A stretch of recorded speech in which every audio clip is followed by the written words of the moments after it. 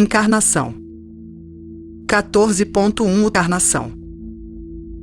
O termo encarnação significa a tomada de um invólucro físico denso, e tecnicamente deve ser aplicado apenas à manifestação nos 3 tipos inferiores de matéria do mundo físico cósmico, portanto 47-49, ou do mundo físico sistêmico solar, portanto 49-5-7. A manifestação no mundo físico denso cósmico, 47-49, é a encarnação de um governante solar ou de um governante planetário. A manifestação no mundo físico denso sistêmico solar, 49-5-7, é a encarnação de um homem.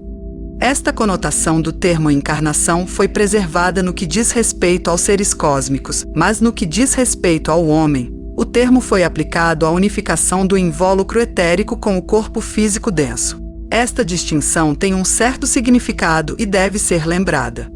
A apropriação de um invólucro mais baixo é governada pelas mesmas leis em um governante planetário como em um homem. 14.2 Pralaya. Para se ter uma ideia do que é o processo de encarnação, vale a pena estudar diferentes tipos de pralaya e compará-los com aqueles períodos que se seguem entre as encarnações. Do ponto de vista da mônada individual, um pralaya é um período de quietude iniciado quando a atividade em um mundo inferior cessou. No entanto, do ponto de vista do coletivo maior do qual a mônada faz parte, um pralaya significa apenas que a força é redirecionada. A forma com a qual a mônada é investida pode ser temporariamente dissolvida, mas o coletivo maior persiste e ainda está ativo. Aqui o pralaya será estudado primeiro do ponto de vista humano e como afeta a mônada em encarnação. Existem 5 tipos de pralaya com os quais podemos nos preocupar. Devemos notar primeiro o fato de que pralaya é principalmente uma condição que diz respeito à relação entre o aspecto vontade na segunda tríade, 45-4, ou na terceira tríade, 43-4, e os invólucros nos mundos inferiores. Tem, portanto, a ver com a relação dos devas maiores enquanto eles constroem formas sob as leis para os devas menores enquanto fornecem o material de construção. Ao estudar o assunto do pralaya, estamos estudando a relação da energia positiva do regente solar, do regente planetário e do homem com a matéria, que é a condição necessária de manifestação. É por meio dessa relação que a existência nos mundos inferiores é possível. Podemos ver o pralaya como trabalho de abstração ou retirada e como método que traz a forma sob o aspecto destruidor da vontade, um processo que sempre funciona sob a lei da atração, da qual a lei da síntese é apenas um ramo. A lei básica do sistema é aquela lei que rege a relação de todas as mônadas com o coletivo e do self com o não-self, os invólucros. Esta lei é, do ponto de vista esotérico, a demonstração de força mais poderosa do sistema. Se a lei inconcebivelmente deixasse de funcionar, instantaneamente o sistema solar e todas as formas nele deixariam de existir.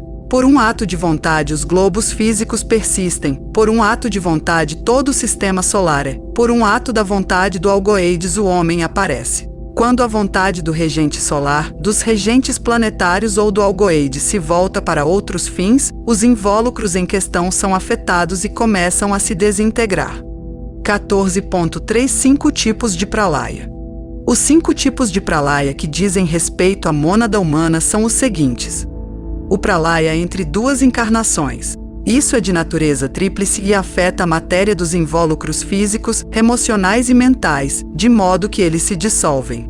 A energia do aspecto consciência, a segunda tríade, a do construtor da forma, é retirada pela vontade do Algoides. A matéria do invólucro é dissolvida e devolvida ao reservatório de matéria de seu próprio mundo. Esta condição é provocada em 4 etapas.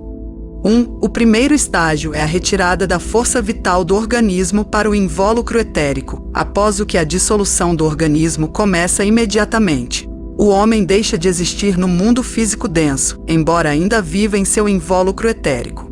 Quando a visão etérica for desenvolvida, o pensamento da morte será muito diferente. Quando a maioria das pessoas puder ver a pessoa falecida funcionando em seu invólucro etérico, a morte do organismo será considerada apenas uma liberação. 2. O segundo estágio é a retirada da força vital do invólucro etérico, ou bobina etérica, que é assim desvitalizada. A bobina etérica é apenas uma extensão de um aspecto do Sutratma ou fio da vida, e esse fio é tecido pelo algoides de dentro do corpo causal. Assim como uma aranha tece um fio, ele pode ser encurtado ou estendido à vontade, e quando o pralaya tiver sido decidido, esse fio de energia da segunda tríade é retirado e reunido de volta para 49.1, onde ainda vitalizará o átomo físico da tríade e o manterá conectado dentro do invólucro causal. Os impulsos vitais, então, no que diz respeito ao mundo físico, centrados no átomo físico. 3. O terceiro estágio é a retirada da força vital do invólucro emocional para que este se desintegre de maneira semelhante à do invólucro etérico e a força vital fique centrada no átomo emocional da tríade. O átomo emocional ganhou um aumento de vitalidade através da existência do indivíduo no mundo físico e acrescentou cor através de sua experiência no mundo emocional. 4. O quarto e último estágio da mônada humana é sua retirada do invólucro mental. Após essa abstração quádrupla, as forças vitais estarão inteiramente centradas no invólucro causal. O contato com os três mundos inferiores, 47.4, 49.7, ainda é inerentemente possível por meio das unidades da tríade, os três centros de força do primeiro self. Em cada encarnação, as forças vitais obtiveram ganho através da utilização dos invólucros.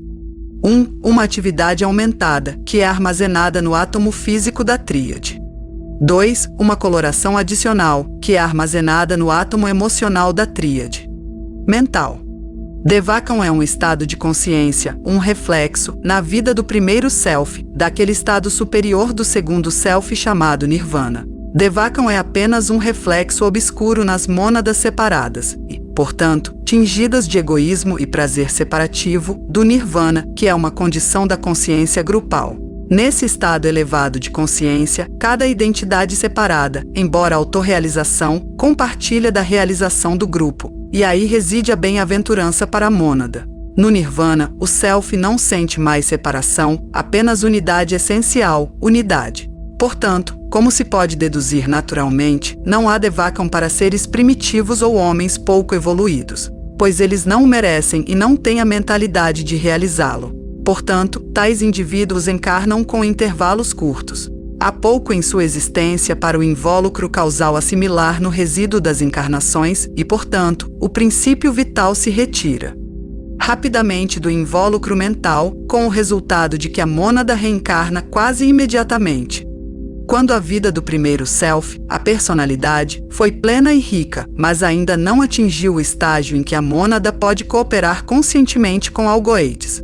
Ele passa por esses períodos de personalidade, primeiro nirvana do self, sua duração dependendo dos interesses cultivados pelo self durante a encarnação e da capacidade do self de refletir sobre sua experiência.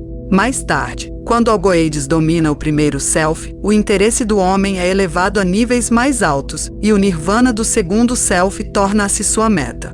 O indivíduo então não tem interesse no Devakam. Portanto, aspirantes e discípulos não vão, via de regra, para o Devakam, mas para a encarnação imediata torna-se a regra.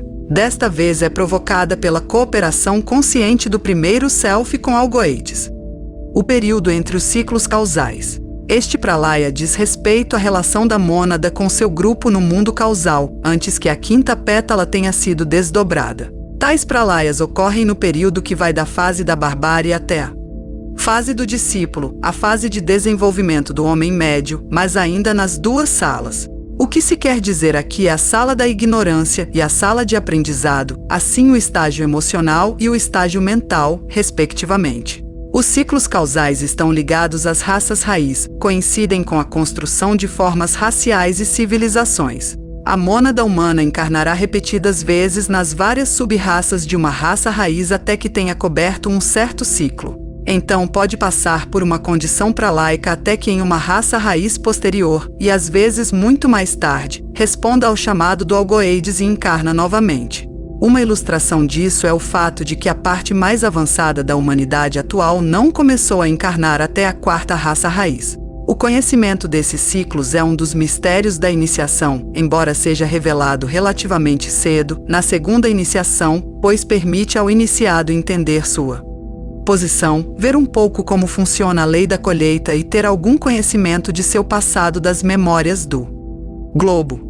Esses dois primeiros tipos de pralaya mencionados podem ser chamados de dois tipos menores e dizem respeito principalmente à vida nos mundos 47 e 49. O período seguinte após a mônada ter alcançado a liberdade da compulsão da reencarnação. Neste estágio, a mônada, aplicando as leis da vida, conseguiu libertar-se dos três mundos inferiores. A mônada usou e trabalhou com a matéria dévica e, ao fazê-lo, obteve todo o contato vibratório possível nesta matéria. Garantiu todos os insights pretendidos nesta matéria. Então a mônada não pode mais ser mantida aprisionada pelos devas. É livre até que, consciente e voluntariamente, retorne em uma era posterior como membro de uma hierarquia para continuar seu trabalho de serviço à humanidade pouco evoluída daquela época distante.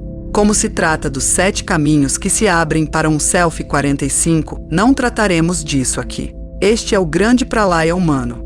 O pralaya planetário. Após esses acontecimentos cíclicos, a mônada é agora um membro consciente de seu grupo e um ponto de força radiante em um centro no invólucro etérico, 43, 46, de um governante planetário, consciente de seu lugar no grande todo. Isso envolve um insight sobre o centro do qual a mônada é um ponto de energia, um conhecimento do tipo de força que a mônada deve transmitir e manipular do mundo etérico cósmico, 43, 46, e uma relação consciente com os 6 outros centros do ser coletivo planetário aos quais a mônada pertence. Este período de atividade consciente na matéria etérica cósmica, da qual é formado o invólucro etérico cósmico do ser coletivo planetário, persiste enquanto for determinado pela colheita do coletivo planetário, pois a mônada está agora conscientemente associada à semeadura e colheita planetária, e é um participante na elaboração da vontade e propósito do regente de seu raio. Nos mundos superiores do sistema solar, este estágio persiste pela duração da vida de uma cadeia planetária. Em seguida, segue-se um período de pralaya que começa no final do 7º éon em um globo físico ou do 5º éon, se for uma cadeia planetária, onde os ciclos estão funcionando em 5 éons. Este é o plano geral. A colheita das mônadas e a dos grupos diferem, e o indivíduo, de acordo com o caminho que escolher depois de se tornar Self 45, ficar e trabalhar em seu próprio globo físico, mas as mudanças podem ocorrer pelos seguintes fatores. 1. Colheita planetária. 2. A vontade do regente de seu raio, o raio da terceira tríade é aqui entendido. 3. Ordens do governo sistêmico solar que são transmitidas a ele, depois que ele se tornou pelo menos um Self 46. Através de seu governo planetário e através do chefe de seu departamento, um Self 44. Ele é então transferido sob uma lei planetária que funciona apenas no mundo etérico cósmico, 43-46. Tudo isso deve ser compreendido em termos de energia e radiação. O grande pralaya. Este intervalo ocorre no final de cada 100 anos de Brahman, 72.000 éons. No grande pralaya, as formas de todos os tipos em todos os 7 mundos do sistema solar são dissolvidas. É um período análogo àquele em que o homem entra após a morte, quando a mônada com os invólucros superfísicos foi dissociada do invólucro etérico e, posteriormente, é capaz de funcionar no mundo emocional, liberada dos 2 invólucros físicos.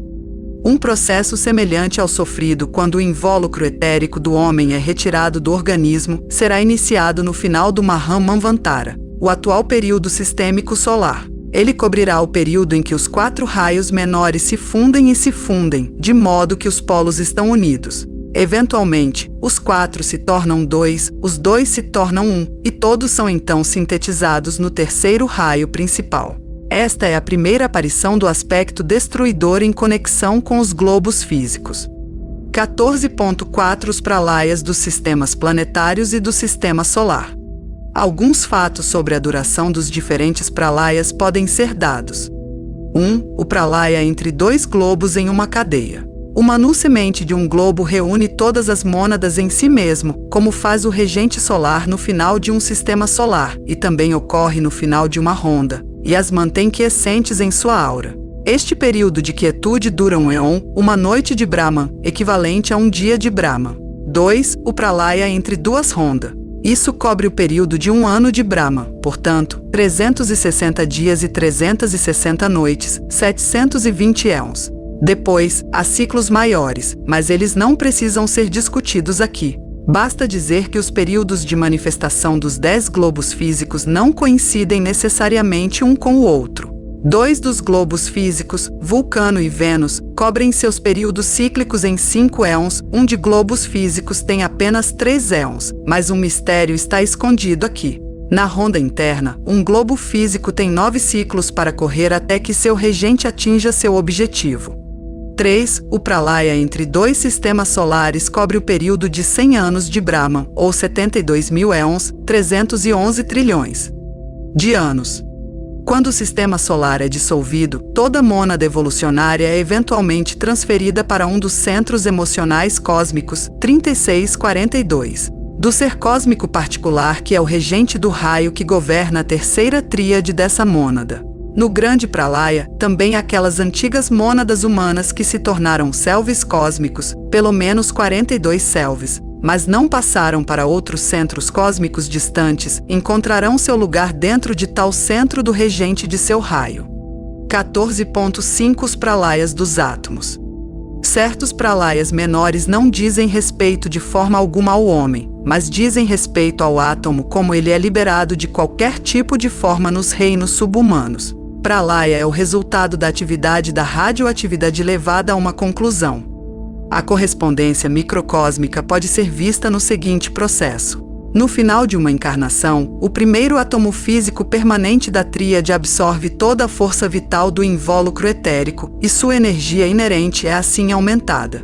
Este processo se repete em cada encarnação até que na quarta iniciação as 7 esperilas do átomo estejam totalmente vitalizadas.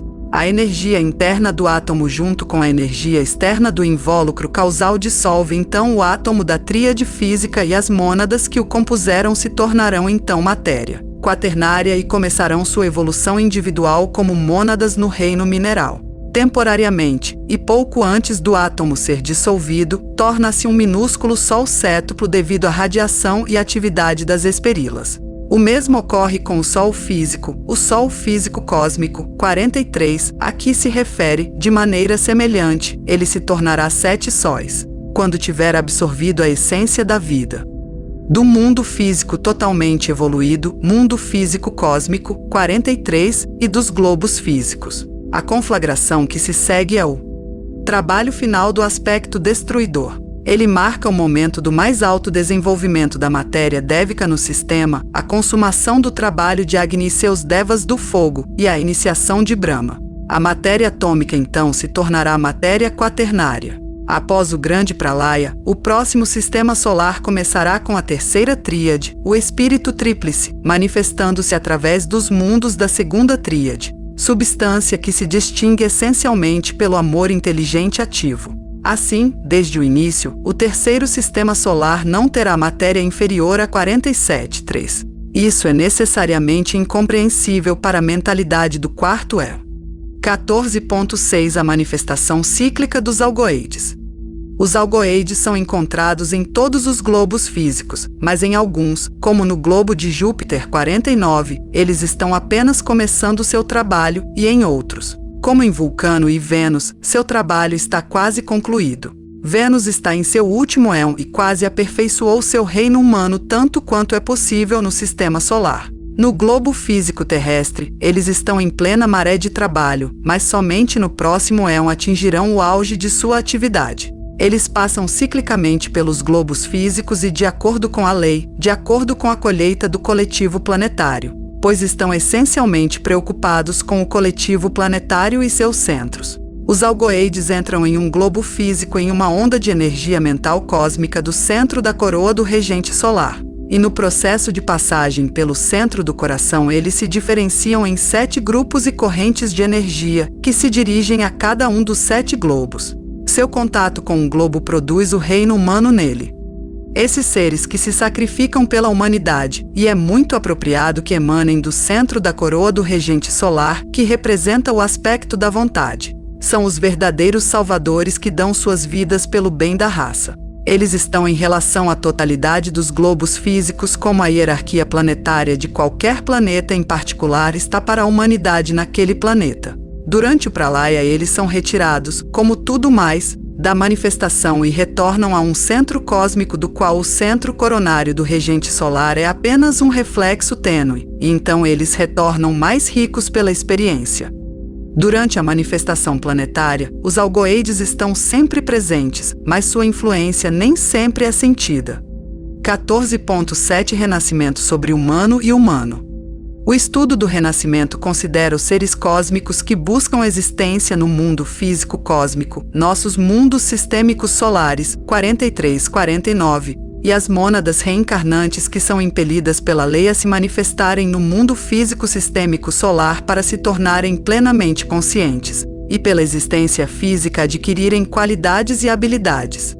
Acréscimo dos seres sobre-humanos, embora não cósmicos, que são plenamente conscientes pelo menos nos mundos 45-49 e, portanto, não precisam reencarnar, mas o fazem voluntariamente, para ajudar as mônadas dos reinos naturais inferiores na evolução de sua consciência. HPB, também, disse que os renascimentos podem ser divididos em 3 classes: os de avatares, seres divinos, os de adeptos, indivíduos do 5º reino natural, os de jivas, mônadas em busca de desenvolvimento. A explicação de HPB está de acordo com o texto acima, incluindo minha adição. A Doutrina Secreta, volume 3º, 364, 365, 367. Para aqueles que estão se esforçando para compreender um pouco problemas como a presença de selves cósmicos nos mundos inferiores, a presença do Buda, do governante planetário e dos Kumaras, pode ser sábio dizer: estude e medite sobre a diferença existente entre os princípios inferiores e os 3 superiores, a posição desses princípios inferiores no coletivo planetário e a correspondência entre 1. O Devakam da mônada reencarnante. 2. O Nirvana do Self 45 e o Pralaya do Self cósmico como o governante de um 7 globo e o governante de um globo físico. É uma correspondência em respeito esotérico. A analogia não é verdadeira em detalhes, mas apenas no propósito e na experiência.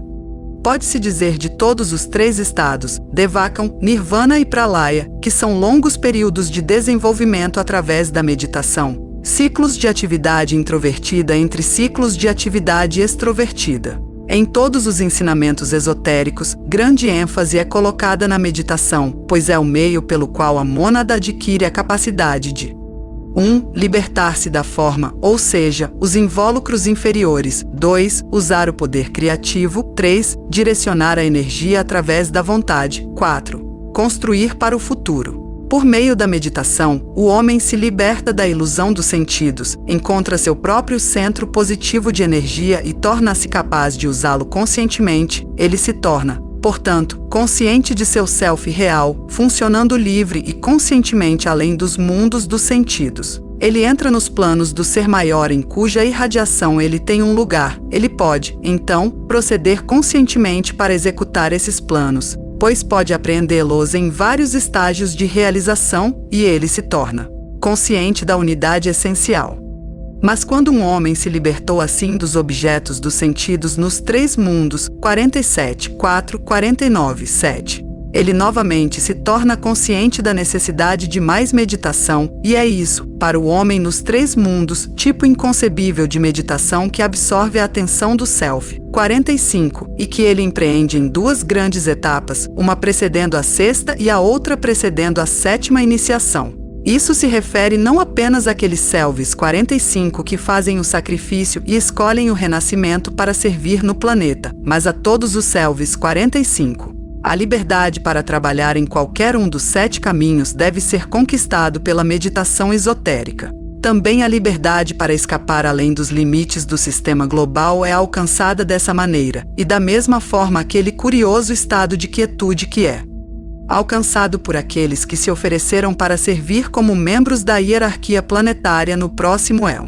Esses indivíduos têm que armazenar dentro de si as sementes psíquicas do conhecimento que estarão disponíveis no 5º éon. Isso pressupõe que eles adotem uma atitude de receptividade às energias de consciência particulares que são reunidas nos mundos superiores ao final de cada raça raiz, armazenadas com aqueles preparados para recebê-las. Este trabalho é análogo ao feito pelo Manu Semente com seus 7 assistentes. Também os seres cósmicos como os governantes planetários meditam, mas principalmente em mundos cósmicos. Apenas os efeitos disso são percebidos nos mundos sistêmicos solares. Eles também meditam nas partes etéricas de seus cérebros físicos cósmicos 43-46. Alguns desses regentes dos raios são mais proficientes em meditação do que outros e, assim, obtêm melhores resultados do que os outros. 14.8 Impulso e encarnação. Nesta questão muito difícil da encarnação das mônadas humanas, primeiros selves, dos adeptos, segundos selves e dos avatares, terceiros selves e selves cósmicos, alguma clareza adicional pode surgir se você lembrar que 1. O homem manifesta a consciência da primeira tríade e pode evoluir a consciência da segunda tríade. 2. Um segundo self em encarnação manifesta plenamente a consciência da segunda tríade e está em sua própria vida interior em processo de evolução da terceira tríade, para atividade consciente no mundo 46. 3. Um avatar demonstra uma de duas coisas, de acordo com a colheita com as seguintes condições. 1. A energia do terceiro self, transferida por meio do segundo self aperfeiçoado e do primeiro self no mundo físico. A linha de força se estende para baixo através de todas as 3 tríades. 2. A energia do próprio regente do globo em um ou outro aspecto, sendo transmitida conscientemente através da terceira tríade diretamente para o mundo físico do regente planetário ou mesmo do regente solar. Nos 2 primeiros casos, o desejo de existência senciente, vida física ou desejo de serviço à humanidade são os fatores que produzem a manifestação física, um pela força da própria evolução, o outro por um ato consciente da vontade. O desejo pela existência senciente é apenas o aspecto potencial da consciência que busca expressão através do aspecto matéria. No outro caso, o aspecto da consciência manifestada usa conscientemente a forma como um meio para um fim. No caso de todos os avatares, é o aspecto da vontade que governa e que produz a manifestação, seja a vontade do segundo self aperfeiçoado, o terceiro self ou o self cósmico, como o self 42 Gautama, ou a vontade do governante planetário ou do governante solar, tomando forma para um propósito específico. O último envolve a exibição de uma faculdade criativa de um tipo superior ao exibido pelo self 45 na criação de seu corpo de manifestação, o Maya Virupa. As expressões apropriação de um corpo físico e criação de um corpo físico devem ser estendidas para incluir todos os mundos do Sistema Solar 43, 49 e não apenas nosso mundo físico 49. Ao fazer isso, no entanto, o físico sistêmico solar 49 e o físico cósmico 43, 49 devem ser claramente distinguidos. As causas que se combinam para produzir a encarnação são: 1. O impulso do invólucro causal. 2. A atividade dos anjos solares e lunares, os devas causais e os devas dos invólucros da encarnação, respectivamente. 3. Colhendo. Essas causas dificilmente podem ser dissociadas devido à constituição do invólucro causal e ao papel que sua consciência desempenha na produção da manifestação por um ato de vontade. 4. O trabalho de construção de formas. O trabalho de construção de formas prossegue sob leis definidas, que são as leis da própria matéria. O efeito é o mesmo para os invólucros humanos, planetários e solares. As diferentes etapas do trabalho de construção da forma podem ser enumeradas da seguinte forma. 1. O estágio nebuloso em que a matéria do invólucro futuro começa a se separar gradualmente da matéria de seu mundo. Isso corresponde ao estágio de névoa de fogo na formação de um sistema solar e de um planeta. 2. O estágio incipiente. A condensação se instalou, mas nenhuma forma definida ainda foi moldada. Este estágio é caracterizado por uma energia muito grande e atividade violenta. 3. O estágio de fogo é caracterizado por um aumento de calor e uma consequente criação da forma esferoidal. Os pitres lunares em cada globos físicos em todo o Sistema Solar estão construindo os 3 mundos mais baixos do Sistema Solar, 47 e 49. Eles energizam a matéria mental, emocional e física. 4. A fase aquosa. A bola de fogo torna-se ainda mais condensada e liquefeita. Ele começa a se solidificar em sua superfície externa e o limite externo de cada camada é mais claramente definido. O calor da esfera aumenta e se concentra no centro da esfera, onde produz aquela pulsação que caracteriza o Sol, os planetas e os vários invólucros da encarnação. Esta etapa marca a coordenação do trabalho dos dois grupos superiores de pitres lunares. Os centros do coração e da cabeça do invólucro estão ligados. Água neste contexto refere-se à matéria emocional, e neste estágio a mentalidade e a emotividade estão unidas em kama manas. 5. O estágio etérico. Isso se refere não apenas ao etérico físico, pois há éteres em todos os 3 mundos do homem. Este estágio marca a circulação por todo o invólucro de um tipo particular de força.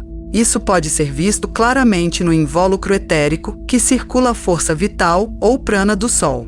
A coroa e os centros cardíacos estão agora coordenados com os centros inferiores. O inferior e o superior estão ligados, e os canais são desimpedidos para que a energia tríplice possa circular. 6. O estado sólido marca o estágio final na construção da forma real. A palavra sólido não se refere apenas ao sólido físico, também uma forma etérica pode ser sólida. Somente o estágio de evolução do ser envolvido indicará o significado relativo do termo. Em todos esses estágios, vários grupos de pitres lunares participam e colaboram. Tudo o que foi dito aqui quanto aos estágios progressivos é verdade para toda a construção de formas em todos os mundos, é claro, também para a construção de formas pensamento. O homem está construindo formas pensamento o tempo todo, e está aplicando inconscientemente o mesmo método que ele faz como um ser causal na construção de seus invólucros de encarnação, como o governante solar aplica na construção de seu sistema solar e como um governante planetário usa na construção de seu globo físico.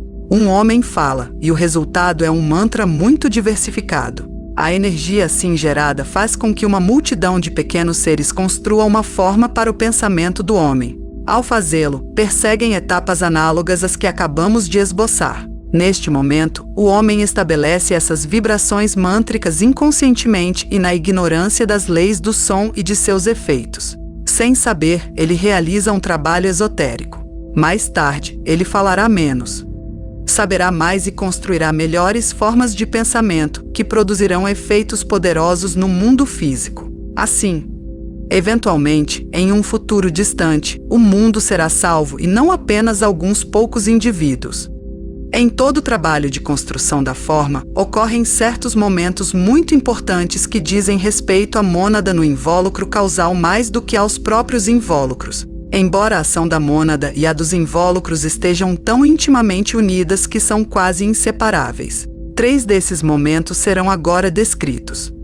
O momento em que a mônada se apropria do invólucro. Isso ocorre somente após a 4ª espírila, na respectiva unidade da tríade, começar a vibrar, e o período difere de acordo com o poder da mônada sobre o invólucro. Há uma analogia com o que acontece com a criança em algum momento entre o 4º e o 7º ano, quando a mônada no invólucro da tríade deixa de ofuscar e entra em contato com o cérebro orgânico.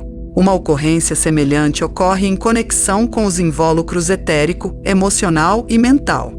O momento em que a energia da mônada é transmitida de um invólucro superior para o próximo inferior. Muitas vezes é esquecido que a encarnação é um processo longo. A mônada desce muito lentamente e toma posse de seus invólucros gradualmente.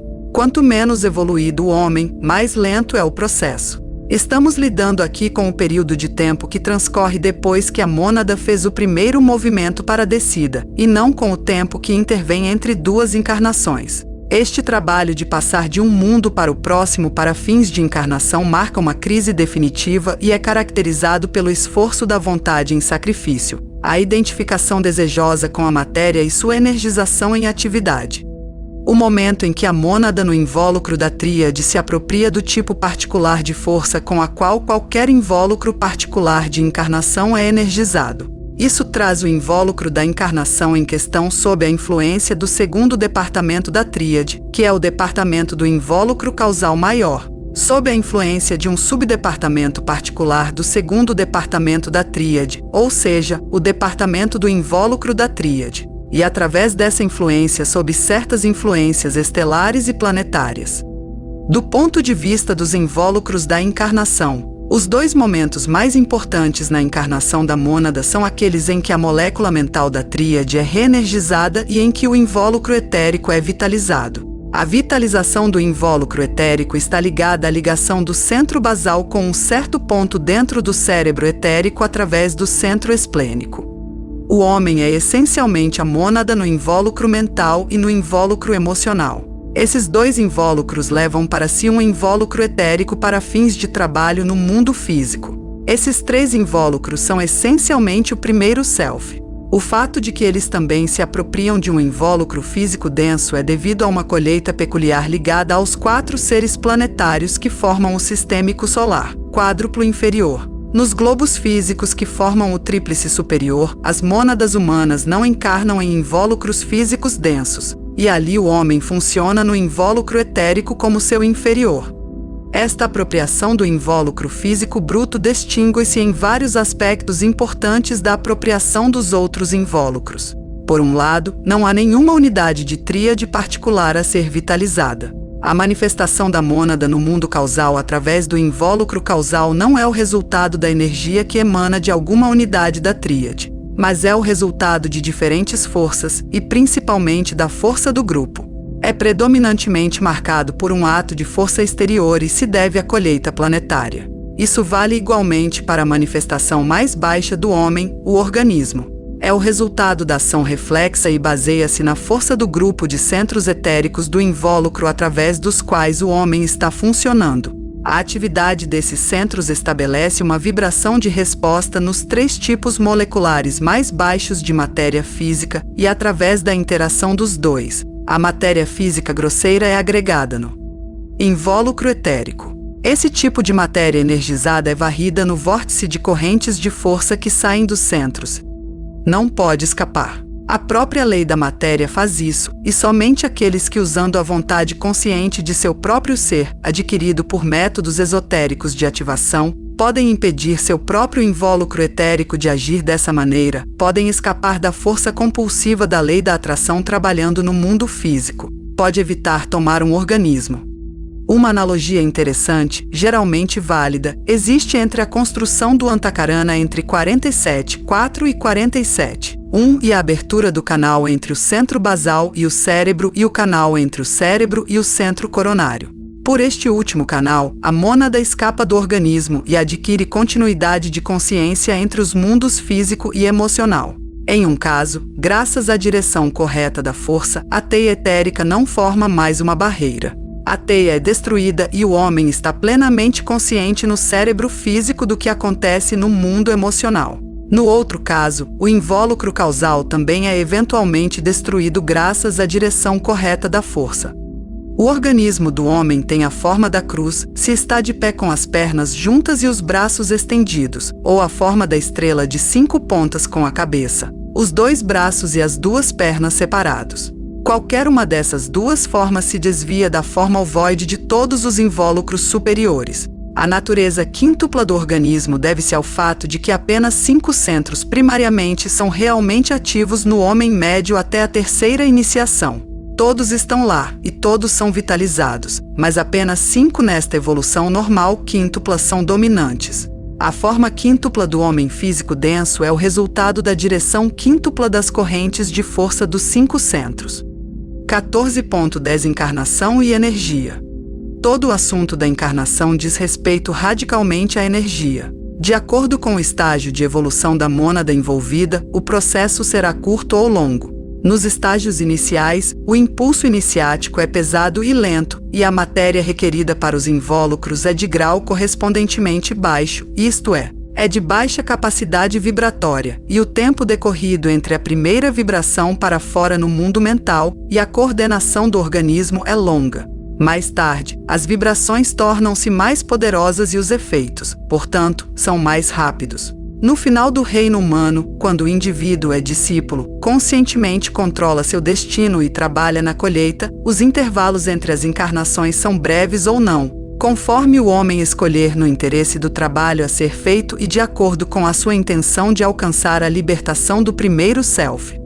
À medida que o processo evolutivo prossegue, a atividade da mônada em seu invólucro causal evoca resposta não apenas nos mundos do primeiro self, mas também no mundo 46. A resposta será sentida finalmente nos mundos da terceira tríade, 43-45. Então, após um momento de equilíbrio entre a primeira tríade e a segunda tríade, o efeito do ritmo é sentido inteiramente na segunda tríade e sai do primeiro self.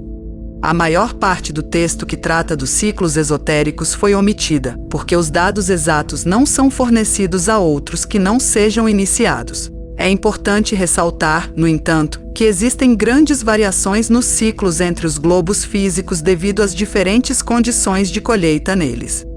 Os coletivos planetários não são igualmente duradouros em termos esotéricos, e os seres coletivos dos 7 planetas sagrados estão em diferentes estágios de evolução. Sua resposta vibratória, portanto, produz efeitos diferentes ao longo do tempo. Os 3 maiores globos físicos, Urano, Netuno e Saturno, ainda não receberam sua estimulação completa, e não o farão até que a energia dos 7 menores tenha sido transferida para eles. Os planetas relacionados com a roda interna são os mesmos que os outros, mas diferem deles em seus ciclos de tempo. Os números corretos relativos a qualquer globo físico não são determináveis pelo homem, que não pode ser confiável com dados sobre o significado dos outros planetas dentro do Sistema Solar. Além dos 10 globos físicos, há mais de 115 desses planetas a serem considerados, e cada um deles em algum grau tem um efeito sobre o todo. Eles estão todos em diferentes estágios na evolução de seu impulso radiativo. Esses planetas não serão descobertos pela ciência até que a humanidade adquira visão etérica e assim entenda que todas as formas da natureza têm invólucros etéricos. Então os astrônomos começarão a estudar os planetas etéricos. Uma vez que esses corpos são órgãos de energia, permeando as formas físicas grosseiras, o estudo da interação da energia solar e o dar e receber dos planetas assumirá um grande significado. Certos planetas, tanto maiores quanto menores, são absorvedores, outros são radiadores, enquanto alguns estão no estágio de uma atividade dual e estão sendo transmutados. Todas essas influências devem ser consideradas pelo iniciado que está estudando os ciclos. Sem o conhecimento dessas influências, não é possível exatidão nos cálculos. O efeito sobre os planetas dos chamados asteroides é muito maior do que a ciência até agora tem admitido, mas este efeito também deve eventualmente ser interpretado em termos de energia etérica. Outro fator que também deve ser considerado no cálculo é o efeito das várias luas e o verdadeiro significado da 8ª esfera em conexão com a matéria física grosseira. Cada lua é esotericamente um lugar de corrupção, algo que emite gases nocivos. A transmutação da forma, no caso das luas, atingiu um ponto em que tudo o que representa a energia vital foi embora, e tudo o que resta é o corpo físico denso e o invólucro etérico em um estado de decadência que está acontecendo também na matéria etérica. A decadência de uma lua tem um efeito tão maléfico em tudo o que a contata quanto um corpo em decomposição na Terra. Isso será mais claramente entendido quando o invólucro etérico de nossa lua for estudado. À medida que a Lua se torna menor através do processo de desintegração, seu efeito sobre a Terra será correspondentemente diminuído e, portanto, os homens ficarão mais livres de impulsos malignos. Acima de tudo, melhores condições no reino animal serão outro resultado, pois o que é nocivo no reino animal morre. No 7º éon, a Lua será totalmente dissolvida e seu efeito maléfico terminará. No 5º éon, os homens descobrirão como neutralizar quaisquer efeitos remanescentes por meio de métodos científicos e conhecimento dos sons e mantras necessários. A lua etérica está incluída nestas observações. O maior efeito das condições da lua deve ser visto trabalhando no presente terror e angústia no reino animal. As seguintes estrelas e constelações têm um efeito especial sobre o nosso sistema solar e sobre determinados globos físicos nele: a Ursa Maior, a Ursa Menor. A estrela polar, no que diz respeito ao nosso planeta, as Pleiades, as constelações do zodíaco, e especialmente a de Capricórnio, Draco e Sírio. A influência que emana desses corpos celestes permanecerá um mistério para a humanidade enquanto ela ignorar o invólucro etérico e a transmutação de toda matéria inferior, em superior, também nos corpos celestes. Se o efeito radiativo das formas menores, seres humanos ou grupos de seres humanos, uns sobre os outros ainda é praticamente desconhecido para a ciência, então esses efeitos das formas maiores, os corpos celestes, uns sobre os outros permanecem desconhecidos. O verdadeiro conhecimento esotérico dos ciclos não deve ser adquirido pelo estudo e cálculos da consciência mental, mas apenas como resultado da consciência causal e é estimulado na iniciação. Assim como os sistemas do globo têm seus ciclos, as mônadas humanas e os grupos de mônadas têm seus ciclos, os ciclos causais, os ciclos do ego. A lei da periodicidade atua em tudo isso. Como a periodicidade da manifestação é baseada no impulso inicial e na batida rítmica do coração central ou do sol central de qualquer ser do sistema solar, o globo físico, etc., até a mônada individual, a família de qualquer ser deve ser determinada antes que os cálculos exatos de seus ciclos possam ser feitos. Podemos entender essa expressão da lei da periodicidade se considerarmos o fato que a mônada humana não encarna sozinha, mas com o grupo que é sua família esotérica. Isso demonstra a necessidade de estudar a família esotérica de qualquer indivíduo. HPB falou da família astral, e o grupo no mundo emocional é a chave para o grupo causal, seu lugar entre outros grupos causais e, eventualmente, seu raio ou centro grupal. Com o passar do tempo, o interesse da humanidade pelo parentesco físico será suplementado pelo interesse pelo parentesco emocional e superior. As condições físicas são reflexos tênues de relações causais, que buscam uma expressão física. No futuro, os homens serão mais fiéis aos seus laços familiares causais, e os atuais desagrupamentos e desagregações irão gradualmente, através do conhecimento, desaparecer. 14.11 A colheita em sua relação com a reencarnação.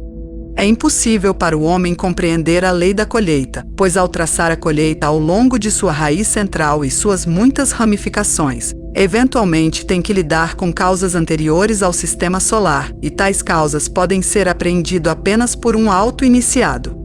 A lei da colheita está enraizada na própria constituição da matéria e na interação das mônadas, independentemente de seus estágios de desenvolvimento. A causa é principalmente o aspecto da vontade ou o impulso iniciático. A causa é uma dualidade, aquilo que inicia e aquilo que é produzido simultaneamente pela iniciação.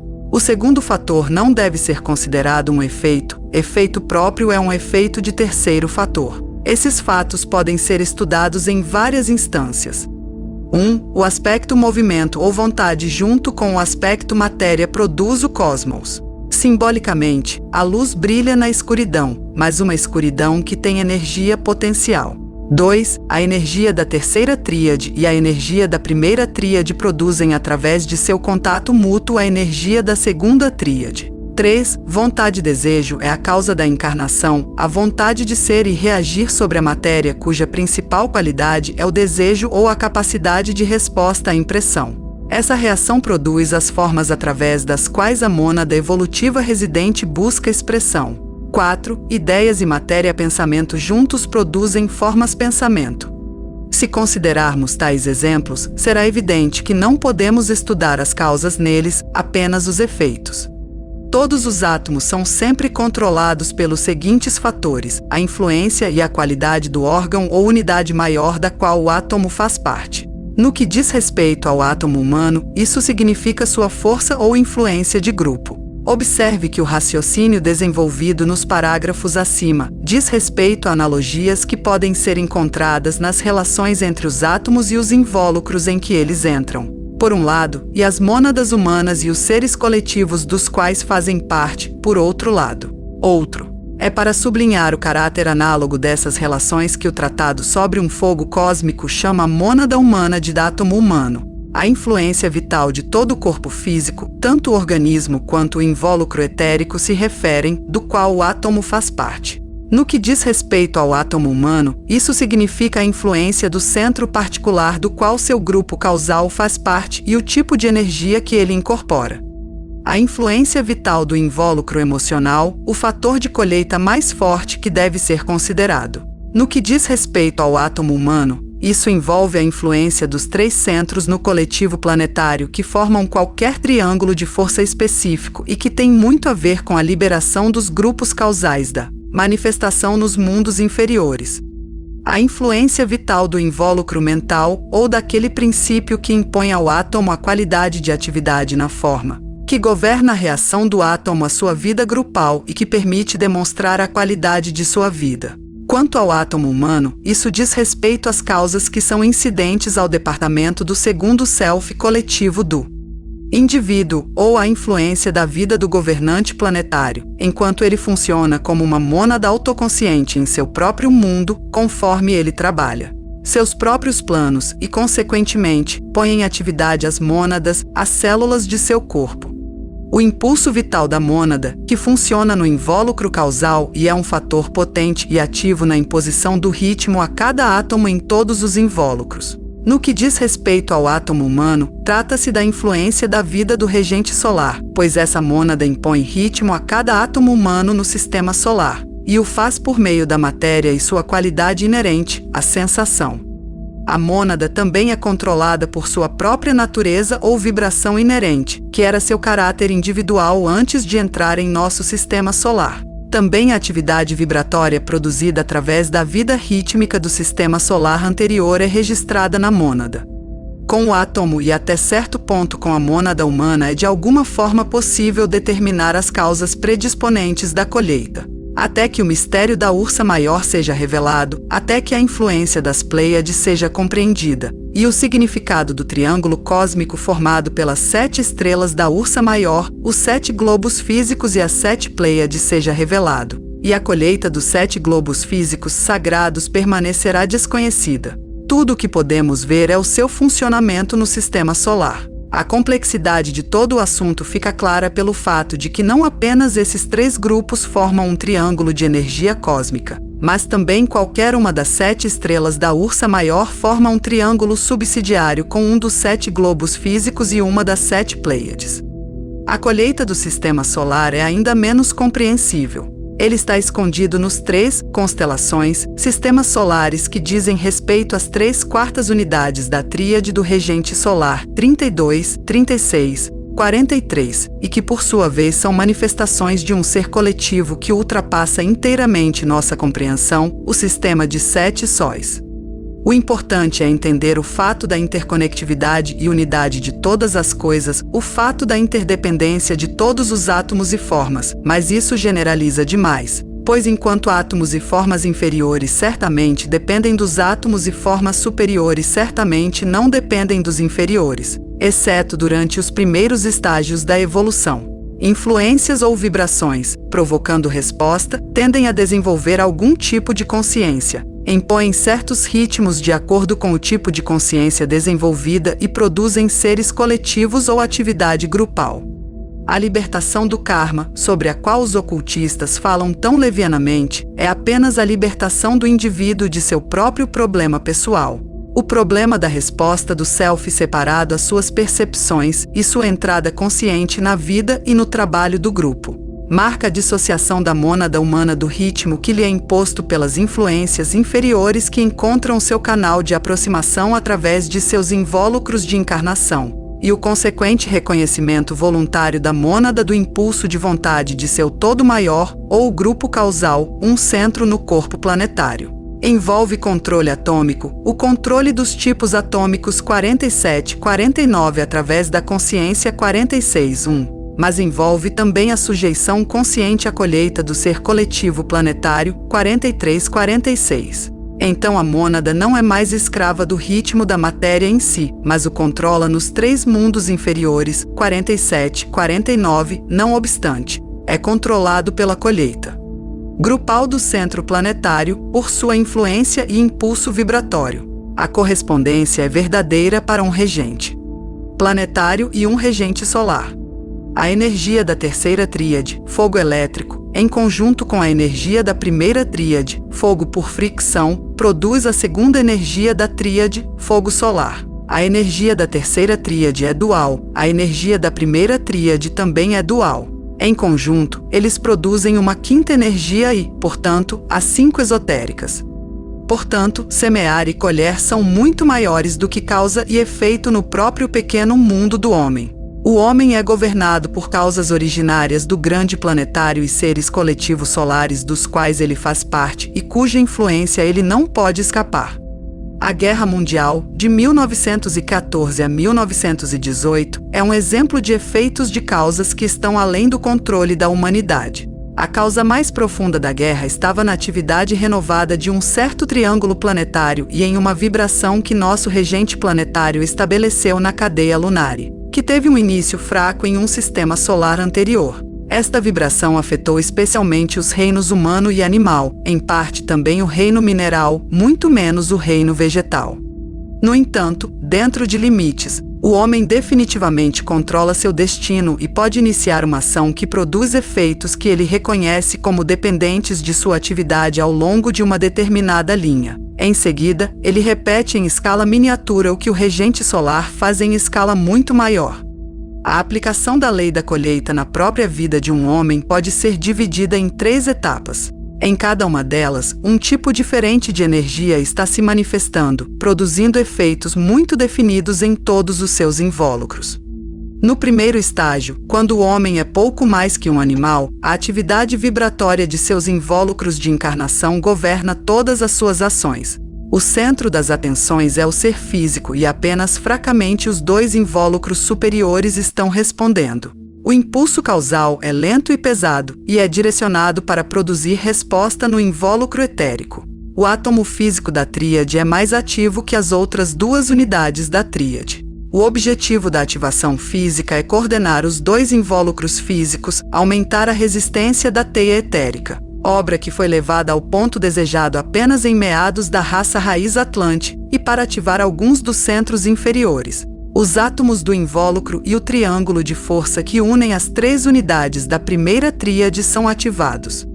No segundo estágio, o emocional, as energias da lei da colheita, pela inevitável ação reflexa produzida pelo aumento da atividade dos invólucros, são direcionadas para a ativação do desejo e sua transmutação em aspiração superior. Pela experiência, a mônada reconhece os pares de opostos e deixa de ser vítima dos impulsos vibratórios de seu invólucro etérico. O homem começa a discriminar entre os opostos, escolhendo sempre no estágio inferior o que mais agrada à sua natureza inferior e o que ele acredita que lhe trará prazer. A atenção da mônada está centrada no invólucro emocional, que se torna tão intimamente coordenado com o invólucro etérico que os 2 formam uma expressão unificada do desejo. O invólucro mental permanece comparativamente inativo neste estágio, mas no final do estágio a escolha inteligente e deliberada torna-se um fator. Esta fase é a mais longa das 3. A ação reflexa entre o inferior e o superior durante esse período intermediário produz 3 efeitos que, se cuidadosamente estudados, serão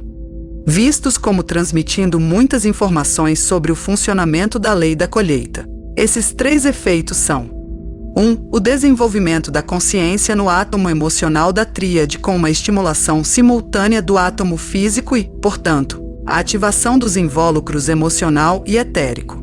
2. A coordenação da personalidade tríplice 47, 6, 7, 48, 2, 7, 49, 2, 7, através da vitalidade inerente do invólucro emocional e seu efeito nos invólucros mental e etérico.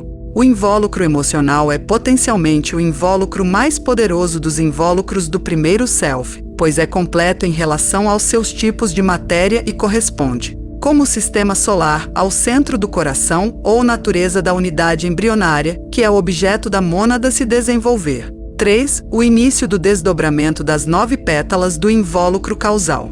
Neste primeiro estágio, as pétalas do primeiro círculo começam a se desdobrar.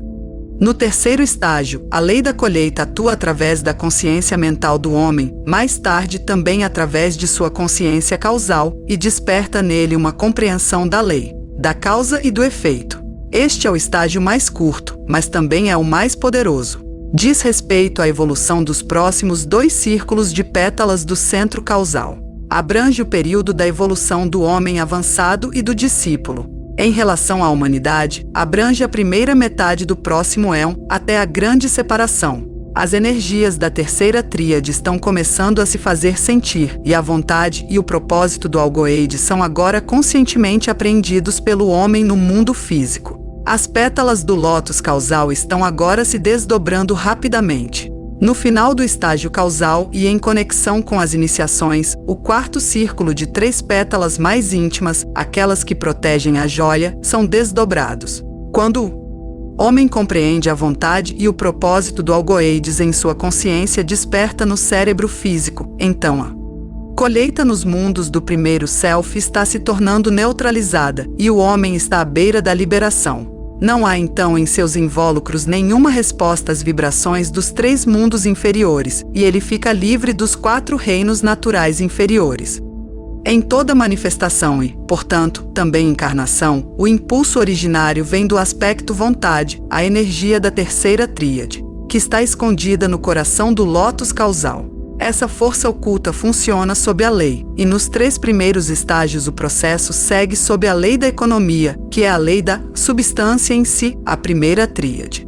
Nos 2 últimos estágios, essa lei se funde com, embora não seja substituída, pela lei da atração, que é a lei de o ser divino, algoides e a segunda tríade. A falta de compreensão disso resultou na confusão existente nas mentes de muitos metafísicos quanto ao que demonstrou primeiro, desejo ou vontade, e quanto à distinção entre eles, entre impulso e propósito, e entre instinto e intenção. Nos estágios iniciais, o homem reencarna sob a lei da economia e, embora o aspecto da vontade esteja por trás do processo, por muito tempo é a atração das percepções sensoriais e seu reflexo na consciência, o desejo, que produz o renascimento.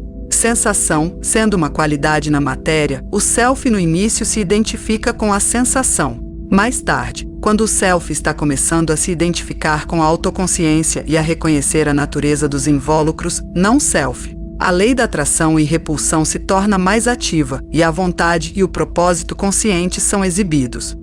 O homem médio encarna pelo impulso do ser causal, baseado no desejo e na relação do aspecto consciência com o aspecto matéria, a relação da autoconsciência com os invólucros, a relação do segundo self com o primeiro self. Através da evolução, ele eventualmente trará a revelação do aspecto vontade, o terceiro self, e então o impulso do segundo self, baseado na apreensão mental consciente do propósito em vista, será o fator dominante e será demonstrado através de uma vontade definida de agir. Há uma diferença profunda aqui entre o governante do globo, ou o macrocosmo, e o homem, ou o microcosmo. O governante do globo deixou o primeiro estágio para trás e sua manifestação é baseada na vontade e propósito e na atividade inteligente consciente. Isso ocorre porque tanto o regente solar quanto os regentes planetários estão no caminho da iniciação cósmica. Isso pode ser expresso de forma mais simples e pela exclusão de qualquer menção de iniciação, que em outro lugar, no TRATADO sobre um fogo cósmico 829, é dito.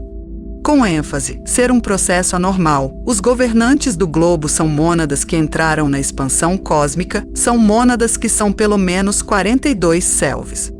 O texto acima constitui a seção 14 do livro Inteligência Cósmica e sua manifestação no Sistema Solar, nos planetas e no homem, a paráfrase ilozoica, pitagórica. De Lars Adelskog, comentário sobre um tratado sobre o fogo cósmico de Alicia Bailey e D.K.